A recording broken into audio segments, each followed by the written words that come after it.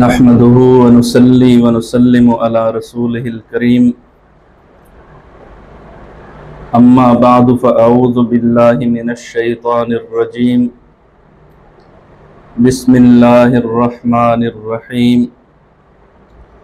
أولئك الذين اشتروا الضلالة بالهدى فما ربحت تجارتهم وما كانوا مهتدين مثلهم كمثل الذي استوقد نارا فلما أضاءت ما حوله ذهب الله بنورهم وتركهم في ظلمات لا يبصرون صدق الله العظيم وبلغنا رسوله النبي الكريم ونحن على ذلك لمن الشاهدين والشاكرين والحمد لله رب العالمين ان اللہ وملائکتہ یصلون علی النبی یا ایہا الذین آمنوا صلوا علیہ وسلموا تسلیما اللہم صلی علی محمد وعلی آل محمد کما صلیت علی ابراہیم وعلی آل ابراہیم انک حمید مجید اللہم بارک علی محمد وعلی آل محمد کما بارکت علی ابراہیم وعلی آل ابراہیم انک حمید مجید۔ میرے لیے انتہائی قابل قدر واجب الاحترام بزرگوں، عزیز نوجوان دوستوں اور بھائیوں، سورۃ البقرہ سے ہمارے گزشتہ درس کے ساتھ آیات کا ربط یہ ہے کہ گزشتہ رکوع کی ابتدا منافقین کے ذکر سے ہوئی تھی اور آج اگلا آدھا رکوع اس میں بھی منافقین کا ذکر ہے۔ منافقین کی ایک کبھی عادت اور پھر دو مثالیں اللہ کریم نے تلاوت کردہ آیات میں بیان فرمائی۔ ان کی کبھی عادت اور ان مثالوں میں ہمارے سمجھنے کے لیے بھی سبق ہے، اس لیے یہ سبق اللہ کریم نے امت مسلمہ کو بلکہ پوری کائنات کو سمجھانے کے لیے قیامت تک اس قرآن مقدس میں لکھ دیا۔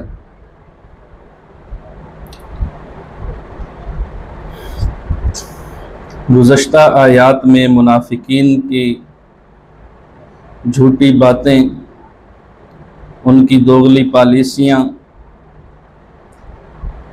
اور ان کا اہل اسلام کے ساتھ استہزاء وہ آپ حضرات کے سامنے گوش گزار ہو گیا۔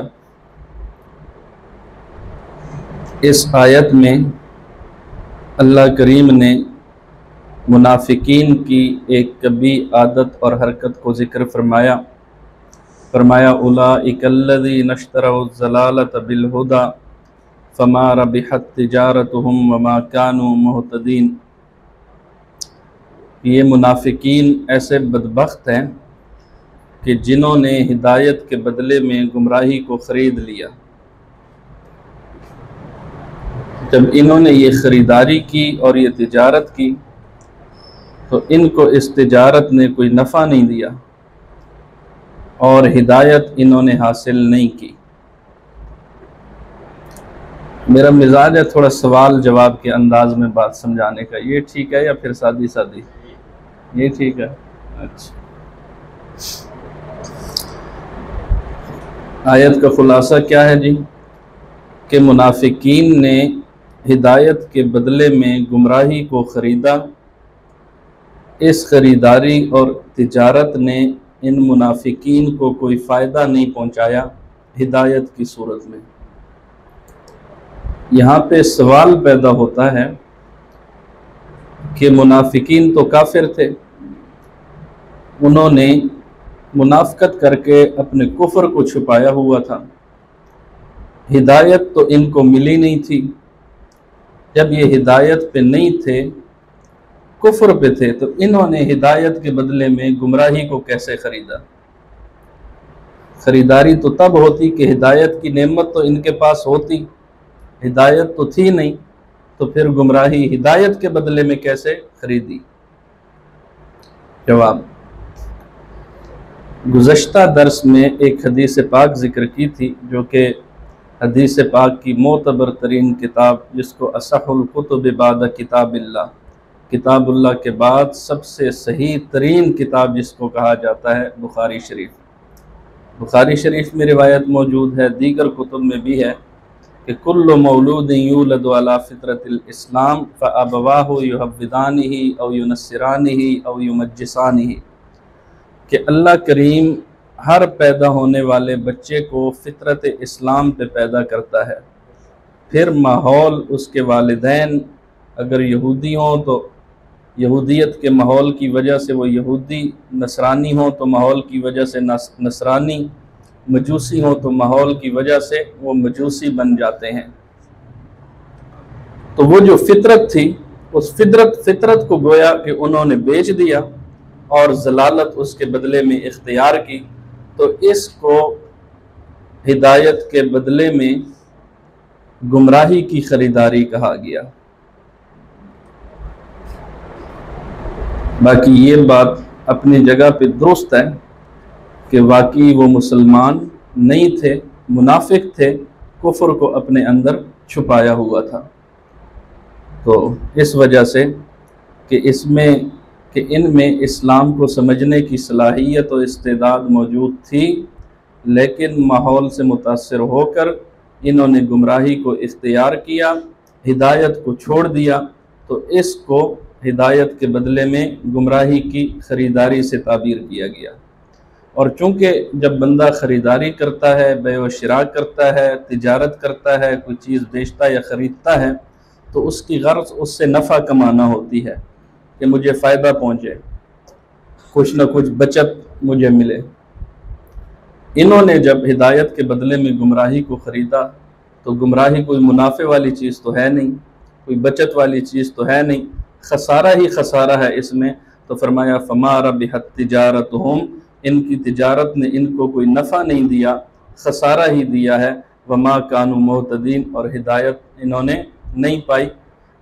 تب ان کو نفع ہوتا کہ ان کو ہدایت ملتی، ہدایت کو اختیار کرتے۔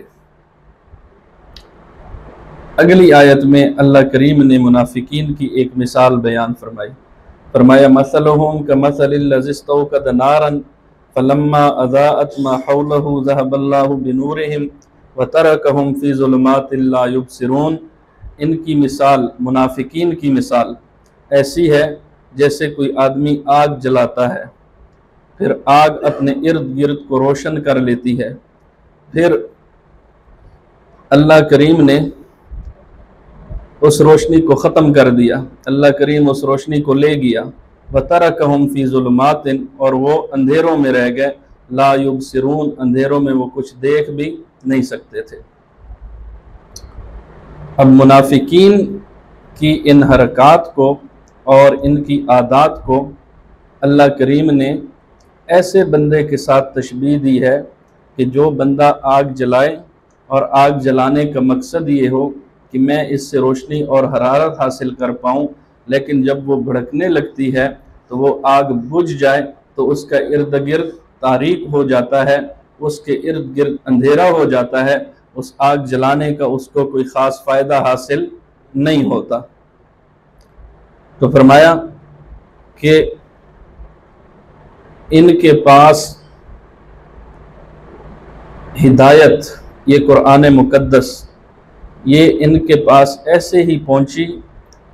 اب یہ جب قرآن مقدس نازل ہوا آج سے 1450 سال پہلے، اس وقت روشنی کے لیے یہ لائٹیں، یہ ٹیوب، یہ بڑے بڑے بلب یہ نہیں تھے، دیے جلائے جاتے تھے، آگ سے روشنی اور حرارت حاصل کی جاتی تھی، یہی آلات تھے روشنی حاصل کرنے کے۔ تو اس لیے اس آگ کی تمثیل کو اللہ کریم نے بیان فرمایا کہ ان کے پاس قرآن مقدس پہنچا روشنی لے کر، گویا کہ کسی نے آگ سے روشنی حاصل کی ہو، لیکن جب وہ روشنی ان کے پاس پہنچ گئی تو ان کو چاہیے تھا اس روشنی سے فائدہ حاصل کرتے، قرآن مقدس کو سینے سے لگاتے، اسلامی قوانین کو مانتے اور حدود شریعت کے اندر رہتے، اسلام کی دین کی شریعت کی خلاف ورزی نہ کرتے۔ لیکن جب انہوں نے قرآن مقدس کو نہیں مانا تو گویا جلنے والی آگ سے، جس کی وجہ سے وہ روشنی پیدا ہو رہی تھی، شعائیں ادھر ادھر حرکتیں کر رہی تھیں، تو انہوں نے اس سے کوئی فائدہ حاصل نہیں کیا۔ فَلَمَّا أَضَاءَتْ مَا حَوْلَهُ ذَهَبَ اللَّهُ بِنُورِهِمْ، اور جب آگ بجھتی ہے تو اس کا ارد گرد تاریک ہو جاتا ہے۔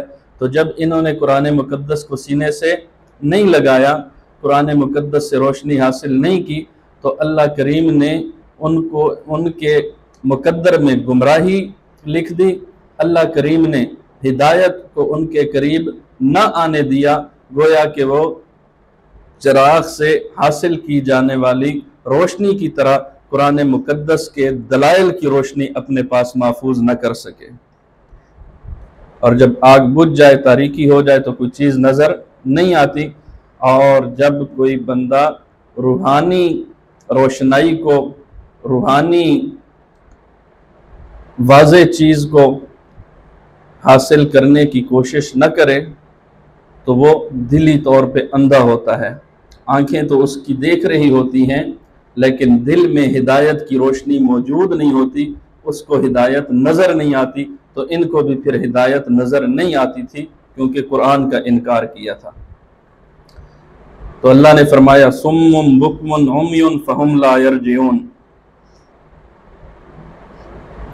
یہ گونگے ہیں، یہ بہرے ہیں، یہ اندھے ہیں، فہم لا یرجعون، اور یہ ان کی بینائی اور ان کی زبانیں اور ان کی یہ سماعت، یہ ان کی طرف پھر لوٹنے والی نہیں ہے۔ تو یہاں پہ اللہ کریم نے کافروں کو گونگا کہا، بہرا کہا، اندھا کہا۔ یہاں پہ سوال پیدا ہوتا ہے کہ منافقوں کی آنکھیں بھی تھیں، وہ تو دیکھتے تھے، زبانیں بھی تھیں، تبھی تو پروپیگنڈے کرتے تھے، تبھی تو بولتے تھے،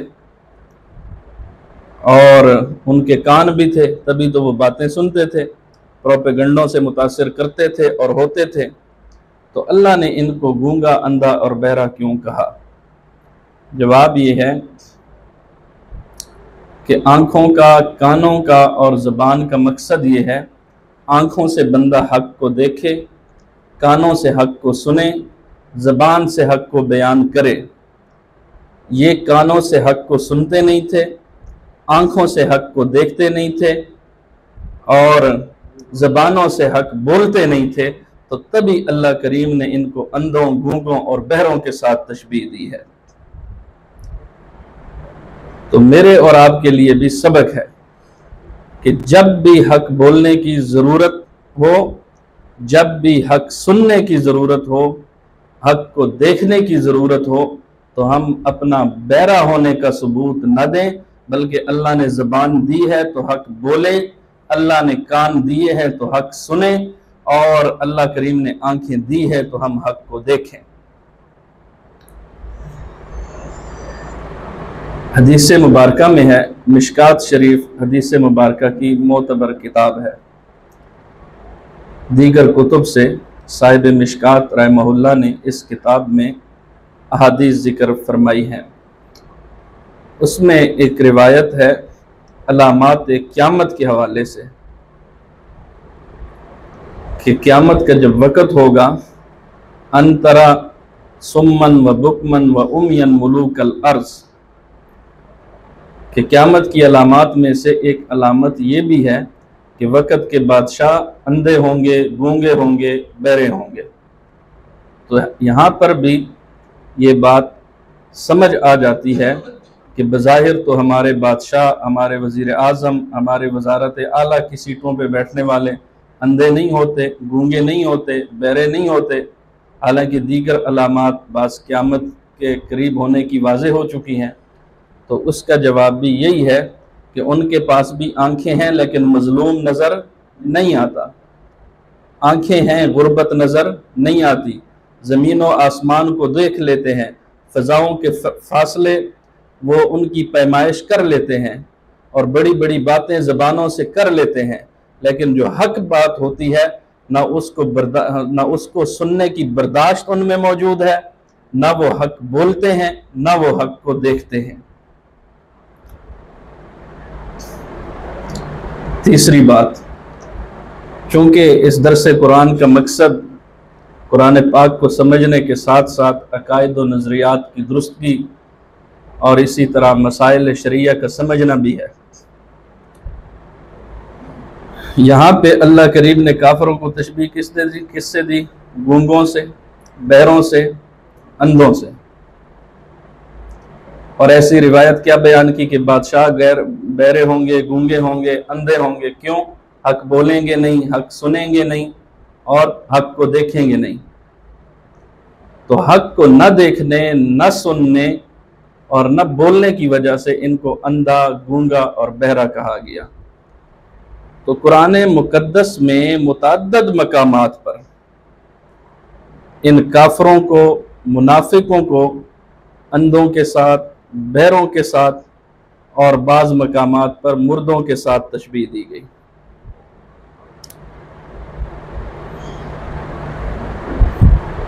कुरान मुकद्दस में है, इन्नका ला तुस्मिउल मौता वला तुस्मिउस सुम्मद दुआ इज़ा वल्लौ मुदबिरीन, कि ए नबी जी आप मुर्दों को सुना नहीं सकते और ना ही बहरों को अपनी पुकार सुना सकते हैं, इज़ा वल्लौ मुदबिरीन, जब वो पीठ फेर कर भाग जाएं। तो इस आयत मुकद्दसा से एक गुमराह फितना इस्तिदलाल करता है। इस्तिदलाल क्या है? वो कहते हैं देखो जी मुर्दे नहीं सुनते, कुरान ने कह दिया इन्नका ला तुस्मिउल मौता वला तुस्मिउस सुम्मद दुआ इज़ा वल्लौ मुदबिरीन, आप मुर्दों को सुना भी नहीं सकते, आप बहरों को भी नहीं सुना सकते जब वो पीठ फेर कर भाग जाएं। तो वो कहते हैं देखो जी कुरान ने कह दिया कि ए नबी जी आप मुर्दों को नहीं सुना सकते, तो आप कहते हैं कि मुर्दे सुनते हैं। तो ये मसला अच्छी तरह ज़हन नशीन फरमा लें।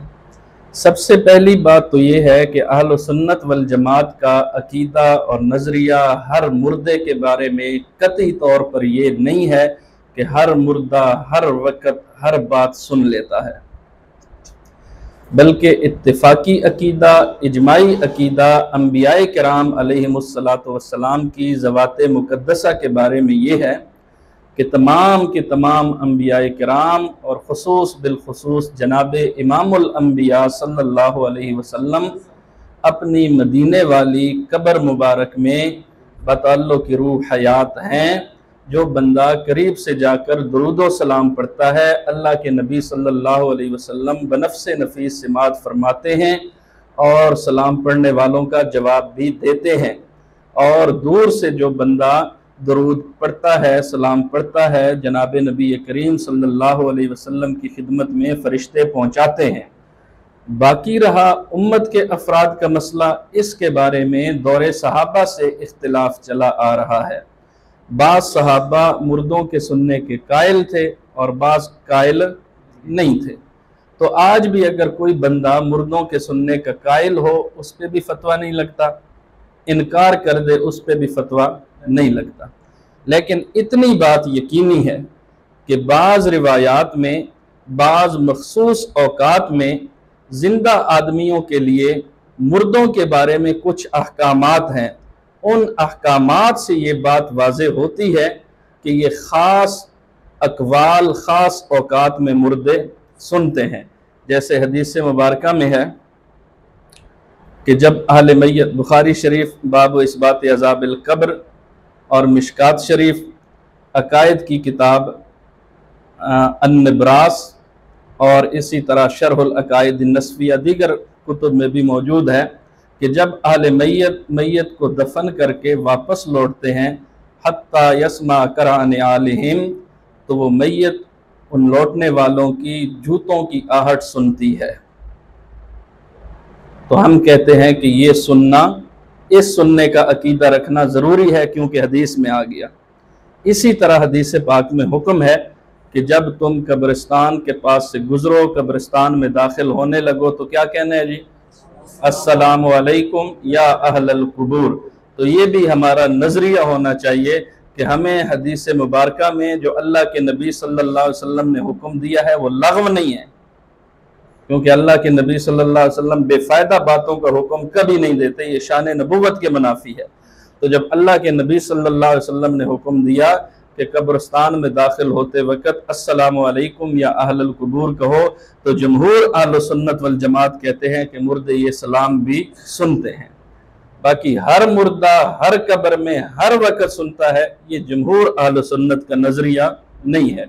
ایسے ہی بعض روایات میں ہے کہ قدر ما یتعلم او یتلذذ، کہ مردے کو اتنی حیات قبر میں حاصل ہوتی ہے کہ اس کی وجہ سے اگر اس نے دنیا میں برے اعمال کیے تھے تو عذاب کی تکلیف اس کا بدن برداشت کرتا ہے، اور اگر اچھے کیے تھے تو نعمتوں کی لذت کو بھی محسوس کرتا ہے۔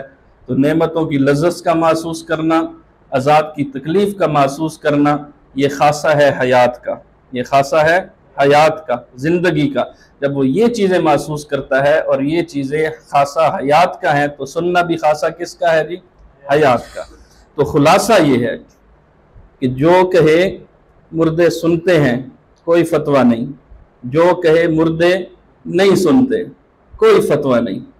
مردوں کے سننے کا قائل بھی اہل سنت، مردوں کے نہ سننے کا قائل بھی اہل سنت والجماعت۔ باقی رہا قرآن میں آ گیا انک لا تسمع الموتى، آپ مردوں کو نہیں سنا سکتے، تو اس کا جواب یہ ہے کہ ہم بھی کہتے ہیں کہ نبی میں اتنی استعداد، قوت اور طاقت نہیں ہے کہ وہ مردوں کو سماعت عطا کرے۔ مردوں کو سنوانا کس کا کام ہے جی؟ مجھے اور آپ کو سماعت کس نے دی ہے؟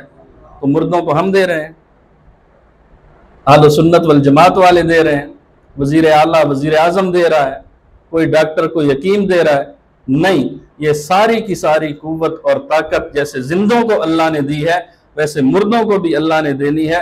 اور ایک اگلی بات اسی آیت میں اس استدلال کا جواب ہے۔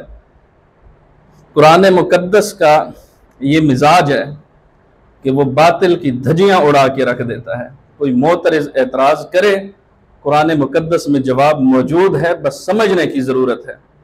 استدلال کیا کیا جی؟ انک لا تسمع الموتى، آپ مردوں کو نہیں سنا سکتے، ولا تسمع صم الدعاء، آپ بیروں کو پکار بھی نہیں سنا سکتے۔ اذا ولوا مدبرین، کب؟ جب وہ پیٹھ پھیر کر بھاگ جائیں۔ اچھا مردے سنتے نہیں ہیں، پیٹھ پھیر کے بھاگ سکتے ہیں؟ نہیں۔ تو اس کا مطلب اس آیت کا تعلق مردوں سے نہیں ہے۔ یہ تشبیہات ان لوگوں کو مختلف چیزوں کے ساتھ دے جاتی ہیں جو قبولیت حق سے انکار کرتے ہیں۔ او کصیب من السماء فیہ ظلمات ورعد وبرق یجعلون اصابعهم فی آذانهم من الصواعق حذر الموت واللہ محیط بالکافرین۔ دوسری مثال اللہ کریم نے منافقین کی یہ بیان فرمایا ان کی مثال ایسی ہے، جب آسمان سے بارش ہوتی ہے تو بارش کے وقت کچھ نہ کچھ اندھیرا سا چھا جاتا ہے، سورج کی روشنی ختم ہو جاتی ہے تو کچھ اندھیرا سا محسوس ہوتا ہے بادلوں کا، سورج کے نہ چمکنے کی وجہ سے۔ ورعد وبرق، اور بارش کے وقت بعض دفعہ کڑک بھی ہوتی ہے اور بجلی بھی چمکتی ہے۔ یجعلون اصابعهم فی آذانہم، یہ منافقین کا اپنی انگلیاں اپنی کانوں میں ڈال دیتے ہیں تاکہ وہ کڑک کو نہ سن سکیں۔ من الصواعق حذر الموت، اس آواز کی وجہ سے اور موت کے ڈر کی وجہ سے۔ واللہ محیط بالکافرین، اور اللہ کریم احاطہ کرنے والا ہے کافروں کا، اپنے علم کے اعتبار سے بھی اپنی قدرت کے اعتبار سے بھی۔ یہاں پہ یہ جو تشبیہ دی گئی ہے تو در حقیقت کافروں کو، منافقوں کو جو تشبیہ دی گئی کہ ان کی مثال ایسی ہے کہ جب بارش آئے اور بارش میں بجلی چمکے اور کڑکے تو یہ اپنی کانوں میں کیا کرتے ہیں؟ انگلیاں ڈالتے ہیں۔ یہ بجلی کی چمک، قرآن کو بجلی کی چمک کے ساتھ تشبیہ دی ہے، اور قرآن مقدس میں دلائل حق کا انکار کرنے پر جن وعیدوں کا ذکر ہے، جن عذابات کا ذکر ہے، ان کو تشبیہ دی ہے کڑک کے ساتھ، کہ جب یہ آیات قرآنیہ کا انکار کرتے ہیں، آیات قرآنیہ کا انکار کرتے ہیں، گویا کہ یہ جو بجلی آسمان میں چمکتی ہے اور روشن نظر آتی ہے، تو قرآن مقدس یہ روشنی ہے، بجلی کی طرح واضح چیز ہے، یہ اس سے فائدہ حاصل نہیں کرتے، اس کا انکار کر دیتے ہیں۔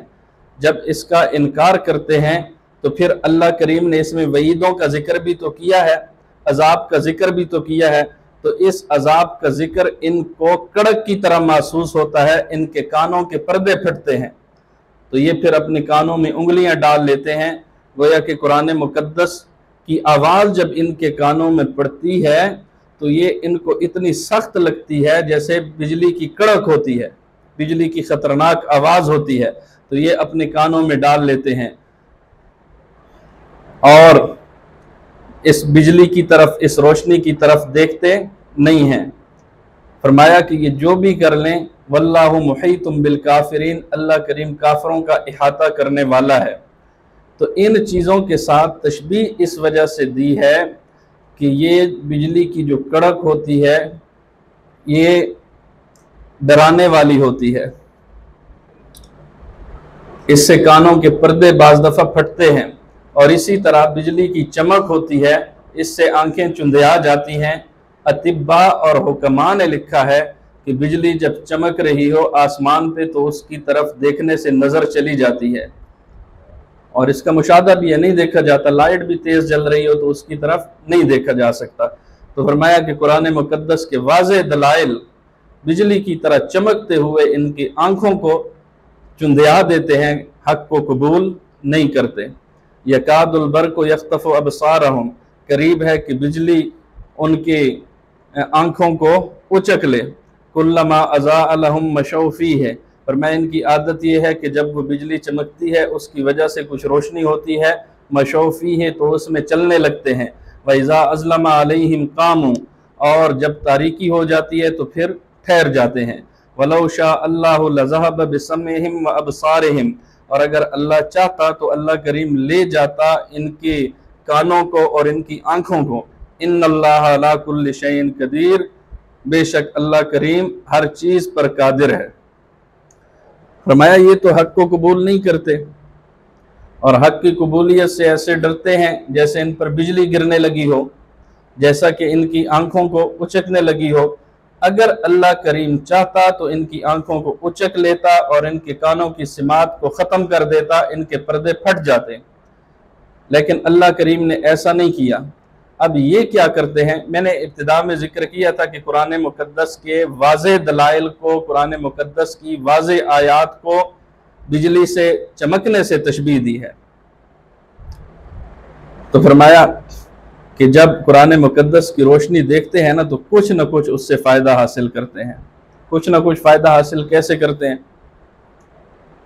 کہ جب مسلمان کافروں کے ساتھ جہاد کرتے ہیں تو جہاد میں مال غنیمت حاصل ہوتا ہے، تو یہ پہنچ جاتے ہیں، اسی بھی مسلمان اسی بھی جنگ کیتی ہے تواڈے نال، ساڈا حصہ، تو کچھ نہ کچھ یہ حاصل کر لیتے ہیں۔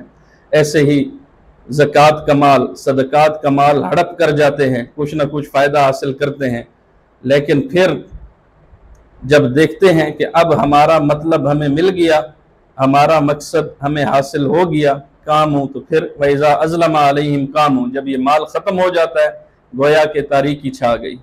مال کی روشنی سے فائدہ حاصل کرتے ہیں، لیکن جب دیکھتے ہیں کہ مال ختم ہو گیا تو پھر کام ہوں، ٹھہر جاتے ہیں، حق کو قبول نہیں کرتے۔ وَلَوْ شَاءَ اللَّهُ لَذَهَبَ بِسَمْعِهِمْ وَأَبْصَارِهِمْ، اور اگر اللہ چاہتا تو اللہ ان کی آنکھوں کو لے جاتا، ان کے کانوں کو لے جاتا اور ان کی آنکھوں کو لے جاتا، لیکن اللہ کریم نے مہلت دی ہوئی ہے، اور اللہ کریم ہر بندے کو مہلت دیتا ہے۔ گزشتہ درس میں آخری آیت یہی تھی، اللہ یستہزئ بہم ویمدہم فی طغیانہم یعمہون، کہ کافر استہزاء کرتے ہیں مومنین کے ساتھ تو اللہ بھی ان کے ساتھ قیامت کے دن استہزاء کرے گا، لیکن وَيَمُدُّهُمْ فِي طُغْيَانِهِمْ يَعْمَهُونَ، اللہ ان کو ڈھیل دیتا ہے، مہلت دیتا ہے، موقع دیتا ہے، لیکن پھر بھی وہ اپنی سرکشی میں ماو ہوتے ہیں، اس مہلت سے وہ فائدہ نہیں اٹھاتے۔ تو اللہ کریم کو یہ قدرت حاصل ہے کہ کافروں کی سمات کو ختم کر دے، ان کی بصارت کو ختم کر دے، لیکن اللہ کریم نے مہلت دی ہوئی ہے، ڈھیل دی ہوئی ہے کہ شاید یہ حق کو قبول کر لے، یہ حق کو سمجھ لیں، یہ حق کو سینے سے لگا لیں۔ لیکن یہ منافقین ایسے تھے کہ جنہوں نے حق کو قبول نہیں کیا۔ فرمایا ان اللہ علی کل شیء قدیر، اللہ ہر چیز پر قادر ہے۔ عقائد کی کتابوں میں یہ مسئلہ لکھا ہوا ہے اور قرآن مقدس میں جا بجا آیت کا حصہ یہ ملتا ہے، ان اللہ علی کل شیء قدیر، اللہ ہر چیز پر قادر ہے۔ نزول قرآن مقدس کے وقت سے لے کر آج تک مختلف لوگوں نے قرآن مقدس پہ اعتراض کیے ہیں اور کرتے آ رہے ہیں۔ حالانکہ قرآن مقدس نے ابتدا میں کیا کہہ دیا؟ لا ریب فیہ، اس میں شک نہیں ہے۔ جب اس نے کہہ دیا شک نہیں ہے تو الحمد سے لے کر والناس تک قرآن نے قیامت تک محفوظ رہنا ہے۔ اور میں نے کچھ لمحے پہلے ذکر کیا کہ جو بھی معترض اعتراض کرے گا قرآن پہ اس کو منہ کی کھانی پڑے گی۔ قرآن کسی کے اعتراض کا جواب دیے بغیر خاموش نہیں ہوتا۔ تو اللہ نے کیا کہہ دیا؟ ان اللہ علی کل شیء قدیر، اللہ ہر چیز پر قادر ہے۔ تو جیسے اس وقت کے یہودیوں نے، نصارہ نے، منافقین نے قرآن مقدس پہ اعتراض کیے، ایسے ہی یہ ماضی قریب میں یہ ہندوؤں نے، انگریزوں نے، یہ بڑے بڑے سائنسدانوں نے، تجربہ کاروں نے، قانون کو جاننے والوں نے قرآن مقدس پہ اعتراض کیے ہیں۔ تو ایک اعتراض ایک ہندو پنڈت نے بھی کیا، جس کا جواب قاسم العلوم والخیرات حضرت مولانا قاسم نانوتوی رحمہ اللہ نے دندان شکن دیا۔ ہندو اعتراض یہ کرتا ہے کہ یہ قرآن مقدس برحق نہیں ہے۔ کیوں؟ کہا اس میں ہے ان اللہ علی کل شیء قدیر، اللہ ہر چیز پر قادر ہے۔ جب اللہ ہر چیز پر قادر ہے تو بتاؤ اللہ چوری کرنے پر بھی قادر ہے؟ معاذ اللہ۔ اللہ زنا کرنے پر بھی قادر ہے؟ ثم معاذ اللہ۔ نقل کفر کفر نباشد۔ اگر تم کہہ دو ہاں تو پھر تمہارے خدا میں تو عیب ہے، اور اگر کہہ دو کہ نہیں تو پھر قرآن تمہارا سچا نہیں ہے۔ یا قرآن تمہارا سچا نہیں ہے یا تمہارا خدا عیب سے پاک نہیں ہے۔ یا اپنے قرآن مقدس کو سچا کہو یا پھر اپنے خدا کو عیبدار کہو، معاذ اللہ۔ لیکن جب بھی باطل اعتراض کرتا ہے اللہ کریم آل حق کے مرد مجاہد کو اس کے سامنے کھڑا کر دیتے ہیں۔